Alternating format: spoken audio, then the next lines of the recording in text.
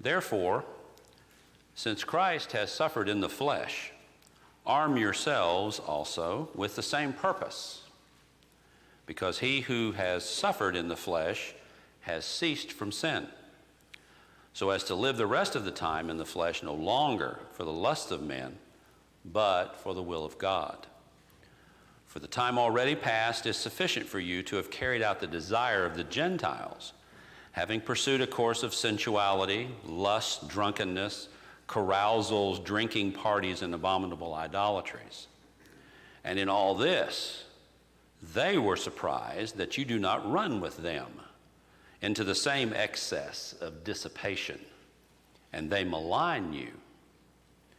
But they shall give account to him who is ready to judge the living and the dead. For the gospel has for this purpose been preached even to those who are dead, that though they are judged in the flesh as men, they may live in the Spirit according to the will of God. The end of all things is at hand. Therefore, be of sound judgment, sober spirit, for the purpose of prayer. Above all, keep fervent in your love for one another, because love covers a multitude of sins. Be hospitable to one another, without complaint.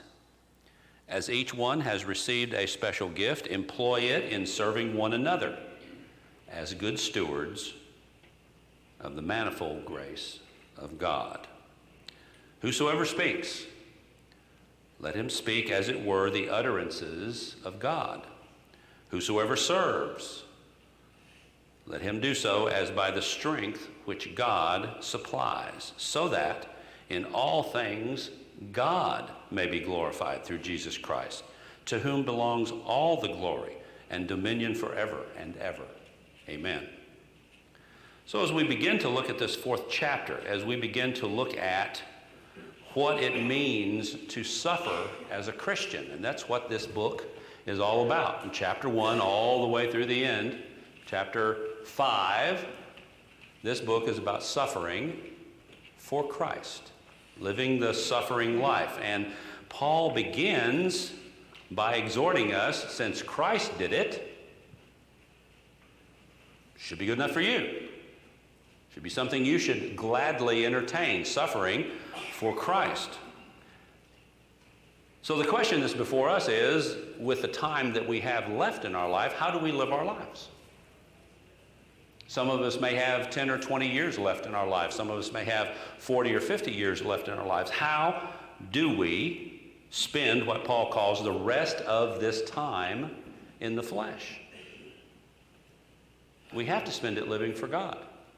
If we expect to enjoy the rewards of the coming life. This life is transient. This life is we're just on a journey. We're strangers in a strange land. And if we're called on to suffer, it should not be grudgingly. It should be with anticipation that as Christ suffered, so we should also suffer. And he tells us early on in this chapter that the time is sufficient, that the time is completed, the time is over. That you live like the Gentiles. You don't live like the people that are outside these doors that are going about their lives tonight. You live a special life. You live a life separated from the world. You know, he tells us in another portion of the book that we're a peculiar people. We're a royal priesthood. We're somebody special. But do we act like somebody special? Do we act like we're a royal priesthood? Or do we just get out there and try to blend in with the world so that we just kind of move along? Not any different, just the same, no better, no worse. Now surely we're better than the worst of the worst. We're not murderers, we're not all of these evil things that are going on in the world, but are we for the most part just like the world? He says that we're called to something better. You know, the Gentiles pursue this course of sensuality. He lists all of these things. And then he says in all this, they're surprised that you don't run with them. And each of us that's lived in the world, each of us that's been surrounded by people either in the workplace or at school, you certainly have had to run into this in your life. You know, people want to go off and do something. They're just going to go wild crazy. And you look at them and go, no, I don't do that. And I never heard them say, when they did this with me, I never heard them say, oh, well, that's all right. You're a Christian. We just won't ask you to go along, which would have been fine. What do they do? What do they do? Oh, come on, let's go. But you say, well, no, I can't, I don't want to engage in that type of activity. I'm a Christian. And they make fun of you. That's exactly what Peter says. They malign you. They marginalize you. You tell them something about science and the Bible, and you try to show them that evolution is a religion unto itself. Oh boy, you're a flat earther. I can't believe somebody as well educated as you is a flat earther. In everything you do, as a Christian, the world is going to malign you. If they're not maligning you, you may not be doing something right. Because he's going to say later on in this chapter, all who live godly in Christ Jesus might suffer persecution, right? Will suffer, shall suffer. Now, it doesn't mean we dress in sackcloth and ashes and walk around with a cloud over our heads and we're just constantly, so this world is so miserable, I just can't. That's not what we're called to do. That's not what we're called to do. We're called to have the mind of Christ. And if nothing else, he was not a moaner and a dragging his feet and, whoa, the world's against me. He was the busiest man that anybody knows of in the short time that he was here. But what did he do? What did the people do? What did people do to him? They maligned him, did they not? If they maligned him, why is it not good enough for you? That you have that spirit of Christ, that you have that mind of Christ, and so when you talk to people, you anticipate that they're going to, it's the world. The world is going to malign you. That should be no surprise to anyone. The world is going to malign you, they're going to make fun of you, they're going to call you names. Anybody who has ever stood up for Christ, anybody who has ever stood up and said, that's wrong, stood up and said, I believe abortion is wrong, I believe homosexuality is wrong, I believe any of these sins that the Bible preaches, I believe they're wrong. In the world, you're walking on dangerous ground. Because now they can say that's a hate crime. They can say all manner of evil against you falsely. Oh my. Didn't Jesus say something like that also? Blessed are you when men shall revile you and persecute you and say all manner of evil falsely against you. Blessed are you. But so many times, Christianity becomes a religion of the timid. And you can't find in the Bible, nowhere in Holy Writ, that any of the great men and women of the Bible were timid. Any Bible example. None of these people who lived for Christ, who died for Christ, none of these people were timid. Barnabas, Paul, Peter, James, John, all of these great men, the great women of the Bible, Deborah, Ruth, Esther, all of these great people of the Bible, they were not timid. They were not timid about serving God. They were not timid about telling people about their faith. They were not timid about anything when it came to the God that they served. How can we be then any different? But he reassures us in verse 5, those people who malign us, they'll give account. They'll give account. My wife sometimes gets fired up about some stuff, and I just have to tell her, listen, that person's going to give account for that. That person who treated you ugly or that person who did something ugly to you, they're going to give account for that. And you know that's, and she says, sometimes that's just not good enough. And it's got to be. It's got to be good enough.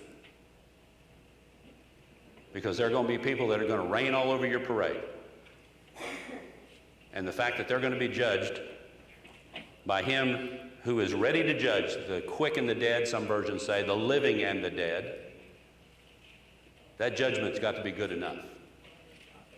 It's got to be good enough for you that when they say that to you, you just have a smile on your face. You have to have that mind of Christ. So we get down to verse 6. Verse 6 of this chapter, and what was it? Verse 19 of the last chapter, I want to say. Let me go back and see what that verse was.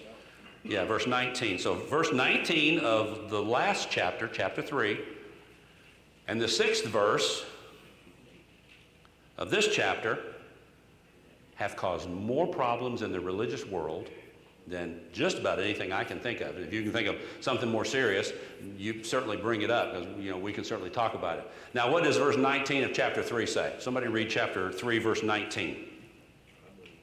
In which also he went and made proclamation to the spirits now in prison. Okay, so some versions say he went and preached. This is Christ while he was in the Spirit. He went and preached to those in prison. We talked about that extensively the last time we were together, and that was kind of settled law. We kind of figured out what that was. But now we get over to chapter 4, and he throws another ringer at us. For the gospel, verse 6, has for this purpose been preached even to those who are dead. Well, now we're preaching the gospel to those who are dead. So now the denominational world has taken those two verses, 3:19 and 4:6, and they've pulled them out of context. And when you pull a verse out of context, what does that make it? It makes it pretext. They've taken those two out, and they've formed two religious philosophies concerning that. And you know what both of them are. You've heard of both of them. What's the first one? What's the first one? Purgatory. Not once saved, always saved. The concept of purgatory in Catholicism. Purgatory is you go to a place till you've worked your sins off, and then you can go. Well, this is all tied to this. This is coming from a man named Barclay. If you want to read Barclay, Barclay talks a lot about this, and he also talks a lot about the other one, which is the Mormons teach what? Baptism for the dead. My grandfather and grandmother were both members of the church. If they hadn't been members of the church and I was a Mormon, I could be baptized for them and they would get a second chance. This is that second chance at salvation. Both of these are not only non-biblical, they're abiblical. Nowhere in Holy Writ does it say. When is the time of salvation? What does the Bible say the time of salvation is? Now.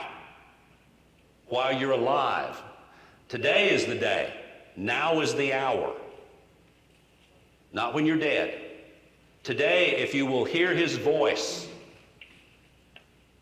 Not when you're dead getting baptized from it. So these are two completely non-biblical, but millions of people throughout the world glom onto these. And there are some teachers in seminary and other places who have taught this for years and years. They're going to give answer. They are going to give answer for this because these two, that's heretical. Those are two heretical philosophies. They are not biblical in any way. So, what does it mean if it doesn't mean that? For the gospel has for this purpose been preached even to those who are dead. Not only spiritually, but the gospel has been preached. There is a cemetery load of people over there that have had the gospel preached to them while they were alive. Now they're dead. For this purpose, the gospel was preached to even those who are dead. The gospel has been made available to all. There are some people who have heard the gospel, and there have been example after example given from the pulpit. There have been people who the gospel has been preached to, and they're dead now. and they didn't do anything about it.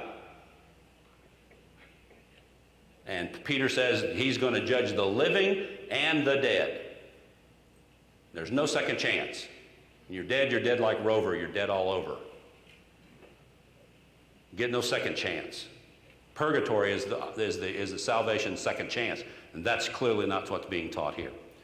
So the gospel for this purpose has been preached even to those who are dead, that though, past tense, that's an adverb of time, that though they are judged in the flesh as men, they may live in the Spirit according to the will of God, if they heard the gospel and were responsive to it. Now, verse 7, we mentioned it briefly in passing last week, but we'll go a little bit further with it this week. This is the one, the end of all things is what? The end of all things is at hand. Well, that seems odd. We're here today in 2019. The end of all things doesn't seem to be at hand right now. So what's he talking about? AD 70. I think that's probably the best explanation. This gospel, this book was written by Peter in 64 AD, 64, 65 AD. And he's telling the people that right now, the end of all things is at hand. The end of all things is at hand. And I brought some stuff to talk to you about with regard to this. We had talked about at length we had talked at length about Jerusalem and the fall of Jerusalem. Peter, in all likelihood, is referring to the end of the Jewish economy. And that's what you all are talking about. It's the fall of Jerusalem. Now, what happened when the fall of Jerusalem? Peter, who's a Jew, wrote this epistle about 64, 65 AD, which is what I stated. Within 5 or 6 years, the world in which he lived was to undergo tremendous change. And one of the scholars named Kaufman describes it like this. Who was the emperor in 64? Who was the Roman emperor in 64 AD? Take a wild guess. You like to fiddle? Nero. Nero's, which is called the Neronian persecution of Christians, broke against the Christian, sending countless thousands of them to their flaming deaths as torches to light the orgies in Nero's gardens or to light the Appian Way for his chariots. These are literally people who are dipped in oil, Christians who are dipped in oil, hung up, set on fire so that there would be light down the Appian Way when his chariots came, and they also lit, with Christians, they lit the gardens where they would have their orgies. This is suffering as a Christian, in case that got by you. As torches to light the orgies in Nero's gardens, or feed the wild beasts in the Colosseum, or to be crucified, tortured, burned alive, beheaded, or suffer any other horrible death the pagan mind could invent. All earthly possessions of Christians perished in the Holocaust. The Jews made an insurrection against Rome, and following the death of Nero, the pagan empire organized a war of extermination against them. Jerusalem was utterly destroyed. What did the Bible say about Jerusalem in 70 AD? What would happen? What did Jesus say in Matthew 24? Not one stone would be left on another. And that was the prediction. And if you read Matthew 24, Matthew 24 talks about the destruction of Jerusalem in the first portion, and the second portion is in the judgment at the end of time. It's a twofold description because he's answering two separate questions. If you look at Matthew 24, that's a whole really cool, in-depth study on its own, and we should do that sometime. All right, Jerusalem was utterly destroyed. Christ predicted that. He said, not one stone will be left on another. Jerusalem was utterly destroyed. Some 1.1 million people in the population, including Jews throughout the area, were butchered by the Romans. 1.1 million. How many people live in Nashville? Over 1 million? That's more than lives in Bowling Green. I can guarantee you that. That's probably 3 or 4 times the Bowling Green population, maybe more. 30,000. 30,000 30,000 young Jewish males were crucified upon the walls of the ruined city, the lumber stores being exhausted to supply the crosses. That's suffering as a Christian. And you think when somebody calls you a flat earther, or somebody calls you a name because you're a Christian, you get your little feelings hurt. These people are literally dying for Christ. What about you? What about you? I wonder seriously if a persecution arose today against the church, how many of us would even be here tonight? How many of us would hide out, knowing that coming here and worshiping is a crime? I'm going to ask a rhetorical question. I don't know how many of you have ever spent any time in jail. My guess is probably not a lot of you. Very few days or hours if you've been in jail, you bailed out pretty quickly. As a policeman, I put a lot of people in jail. I never like to go into the jail. Even with prisoners, I don't like going to the jail. Jail's just an awful place. Few times in my current line of work, I have to go to the prisons and work. And the best thing about working at a prison is what? When you see those iron gates closing behind you and you're heading to the parking lot in your car, see ya. I gets to go home. Nice warm bed, lovely wife, great kids. I don't have to stay there. What if it became a crime to profess the name of Christ? What do you think would happen? I sit and wonder about that sometimes. As I lead singing sometimes on Sunday morning, I look out at the crowd and I think, if it was a crime to be a Christian, how many of these people would be here? How many of these people would be here? Would the young abandon us first? Would those with kids abandon us? Because we've got to protect our children. What about the old, the infirm? Think about it. The possibility exists in our time for it to be a crime for you to be here. It's that way in other parts of the world. Can't worship God in China. Can't worship God in the Soviet Union in any place other than some special places that there's just not. There are some places in the world where it's a crime to do what we're doing tonight. People have to meet in secret. People have to meet in people's homes because persecution is real. And Christians are increasingly becoming the target.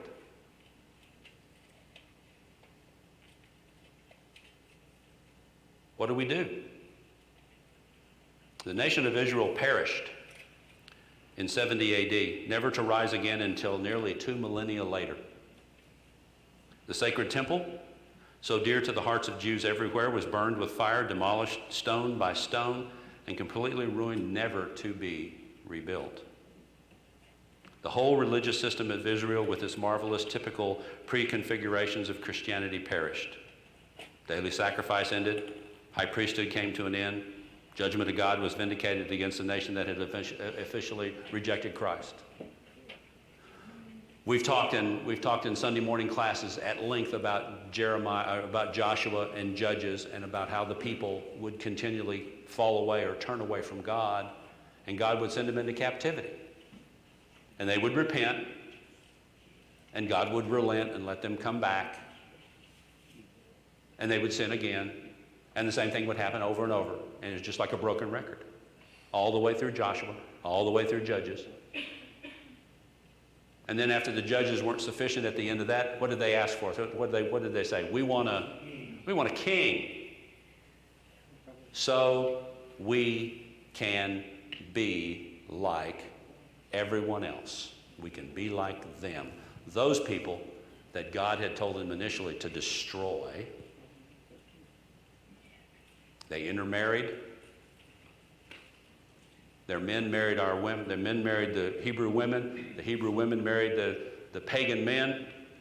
And by 70 AD, God had had enough. He destroyed the race utterly, not to arise again for 2,000 years. Those who were scattered. You read about that in Matthew 24 too. When the Jerusalem is sacked and beset, there are two there are two in the field. One is taken, one escapes. One goes back to the city and falls prey. The other escapes. That's the remnant that was left. To this destruction, Peter alludes, quite literally, that the end is at hand. The end of the Levitical priesthood, the end of the temple, the end of the whole Jewish economy. So what are we to do? Well, look at verse 7. Therefore be of, what does your Bible say? Sober, sound, serious and watchful. See, the end is coming. The end is coming. We don't know when the end will be. We don't know when the Lord will return. Peter is telling these people, the end is coming. Doesn't know it's going to be in 5 years. We have the benefit of being able to look back at that historically now and go, well, he was writing this in 65. 5 years later, it all happened. So the end was at hand.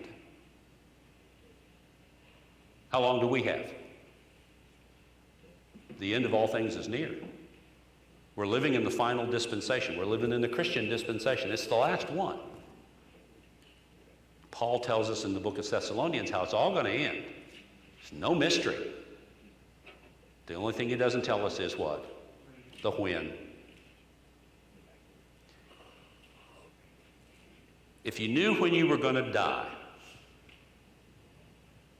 if you knew the when of when you were going to die, how differently would you live your life? I asked that to a friend of mine the other day. He and I were talking over lunch. I said, if you knew the day you were going to die, and I know this young man doesn't go to church. He's an avowed atheist, agnostic, I'm not sure what. He just knows he loves to sleep in on Sunday mornings. I said, if you knew when you were going to die, how differently would you live your life? And he looked me dead in the eye and he said, I'd party all the time. I'd steal when I could. I'd do everything that I wanted to do right up until the time that I was going to die.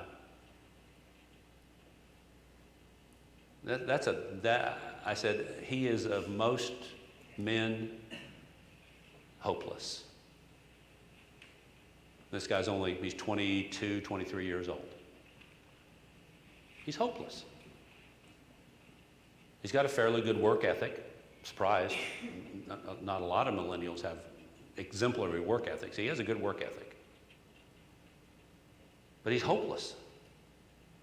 He doesn't see anything past, I don't know if it's the end of his nose or tomorrow. But he has no hope. And if there's one of those in my life, and there are probably more, if there's at least one of those in my life, how many do you have in your life that you walk by on a daily basis, that you work with on a daily basis, that you go to school with on a daily basis, that you know and have known for years that if they knew they were going to die in 10 days, 10 years, 30 minutes, how would they live their lives? How would you live your life? Peter says, knowing that the end is near, you better be serious about this. Christianity is thought to be a joke by some. Christianity is thought by some to just be a laundry list of rules. Well, I know I can do this, but I know I can't do that. I'd really like to do that, but I don't want to because I know I'll go to hell. That's not how you live your life. Christianity is very serious. He says to be sober-minded. Sober not as in sober and drunk, but sober as in serious about the contemplation of your Christian life and how you live it.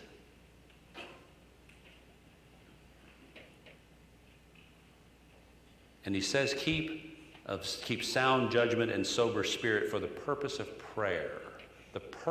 What is the purpose of prayer? What's the end product of prayer? When I've done something wrong, and I'm going to get out on my knees to my Father because I know I've done something wrong, I've sinned against my Father, I've done something I know makes my Father upset, I'm going to ask his forgiveness. There's power in prayer. But so often prayer is taken lightly. So often prayer is discounted. So often prayer is just, well, everyone's bowing their heads. I guess I'm on my head too. And I'm not listening though. I'm looking at my phone or I'm doing something else. You miss the whole point. We need to be sober-minded. We need to be serious about our Christian lives. We need to be serious about prayer. We need to be serious because the end is at hand. Now, if the world goes on spinning for another 2,000 years, none of us will be here to worry about it. But for most of us in this auditorium, young and old alike, the end is near. Because time means nothing to the Father. A day is unto the Lord as 10,000 years. Time means nothing to God. Time means everything to us. That's why we're human. Time is our method of counting. I'm this old. I'm this young. I wish I was old. Now I'm old and wish I was young. We can't be happy because we're constantly somewhere we don't want to be. I was talking to Isaac the other day. I said, how does it feel to be 23? He goes, the years are going by so fast. I said, Sonny Jim, wait till you get to 40. Then wait till you get to 50 and you watch how fast those years fly by. It's already the end of May. Almost the middle of the end of May. I can remember going to bed on New Year's Eve well before the ball dropped or whatever they do these days with that. That seemed like that was yesterday. The end is at hand. Above all, more than anything else, above all, the top of the list, verse 8, keep fervent in your love for one another. You're not going to get out of this alive. I'm sorry to tell you. You ain't getting out of this alive. Never seen a luggage rack on a hearse. Never seen a U-Haul being pulled by a hearse. We've got to be there for each other.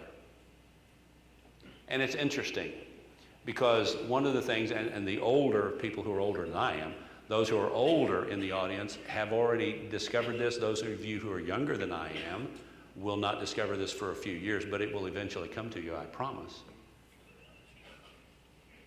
There are people like Brother and Sister Page who at every funeral I would notice one thing. They were always there. They were always there. And I told my wife after Sister Page passed away, I said, that's fallen to us now to be those funerals. See, some people don't want to go to funerals. I don't like funerals.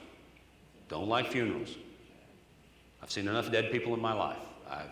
I'm comfortable around dead people. Don't care. Dead people are cool. Quite literally. But don't like funerals. Because funerals are an ending. But once I got my arms around the fact that it's not really an end, but it's a what? It's a beginning. Now instead of being uncomfortable at funerals, I'm jealous. So I want to be where they are, if they were faithful Christians. I want to be where they are. Are you kidding me? No pain, no sadness, no crying, no weeping, no tears. Sounds like a pretty good economy to me. But I'll go when he tells me it's time to go. That's what we have to do. But until then, we have to live soberly. We have to have that mind of Christ. We have to love one another, support one another, be there for one another. Who have you called this week that you don't see at services? Who have you called that's maybe not feeling well? Who do you go see in the nursing home? Shame on me. Shame on me that I haven't been over to see Brother Ross, some of the others that live in the nursing home communities now. I haven't been over to see them. Shame on me. What's my excuse? I'm too busy. Too busy. Just got a big promotion. Just got a raise. I got more people working for me now. I'm too busy. No, I'm not. I'm neglectful. And that's on me. Shame on me. And shame on you if you're not doing that. Pick up the phone and call somebody. Send them a note. Write them a letter. For those of you who have a letter is something that you write with a pen and a pencil. It's ink on paper. As I've gotten older, I've gone back to fountain pens now. Probably some of you in here don't know what a fountain pen is. It's something you put down in ink and you draw the ink up into a cylinder and you write with it. Before I die, I'm going back to the feather. I'm going back to dipping it. I'm just regressing backwards. They wrote pretty good with those feathers. They wrote pretty good. I got a picture of the Constitution says they wrote pretty good with those flowery, feathery things. Love one another. How? Fervently. What does that mean? What's fervently? Like your life depended on it? Like your soul depended on it? We got to be better at loving one another. We got to be better at taking care of one another. Well, it's pretty cool. First John says that if you love your brother, you're walking in the light. Thus, there's no cause for you to stumble because you're in the light. And you're with someone who can help keep you straight. Might talk you out of doing something you shouldn't do. Love one another fervently, because love covers a multitude of sins. Be hospitable to one another without what? Without complaint. Send a card to somebody. It's only Wednesday. Send a card to somebody. Pick up the phone and call somebody. Hug somebody's neck. Talk to somebody. We're all we've got. That's what Peter's saying. The end is near. We're all we've got. We've got to be there for one another. No, the world's not going to be there for us. The world's only going to be there to tear us down. The world's only going to be there to malign us. That's what he said.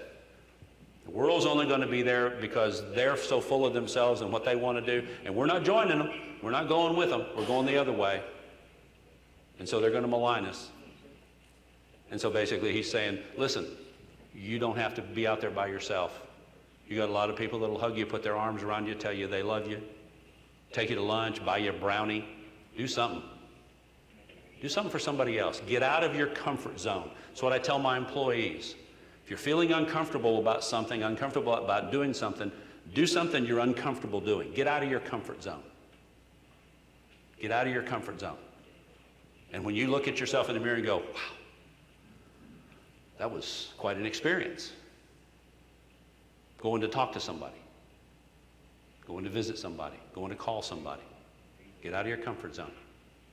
Love one another fervently. Without complaint. Without complaint. Without complaint. That second bell? First bell. Second? All right.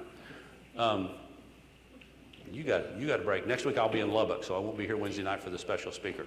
But we'll come back and we'll pick up right here at the end, and we'll start with We'll start with 4:11. Whoever speaks, let him speak as the oracles of God. We'll talk about that, and the rest of the chapter is suffering as a Christian. So, you know, we're going to get a bunch more suffering talk, so you may as well just show up and we'll suffer together. All right, go away.